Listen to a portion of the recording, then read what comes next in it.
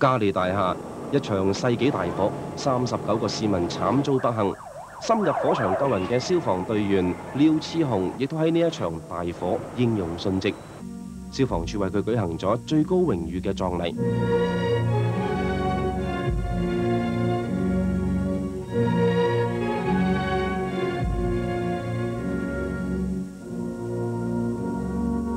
因為我同我細佬就好啱傾嘅，咁有時喺公寓咧，我哋有時飲下啤酒啊，喺屋企裏邊傾啊咁樣。工作上好多嘢咧，大家都有交流啊，有傾下㗎。因為我俾佢做先咗幾年，所以有好多嘢咧都可以同佢分享到講到嘅咁樣。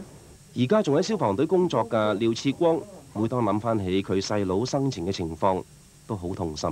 佢嗰個殉職咧就我自己感覺到咧就第一就生命嘅可貴啦，同埋咧佢個殉職嚟得幾突然，咁啊似乎生命咧似乎唔係控制喺我哋自己手裏，我自己都有啲無奈咯，有啲無奈咯。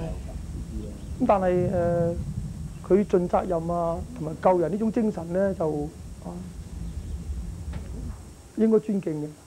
呢一間係廖熾雄生前嘅睡房，而家人去房空，只係得翻呢一啲佢生前嘅用品，就好似默默咁等待主人嘅翻嚟。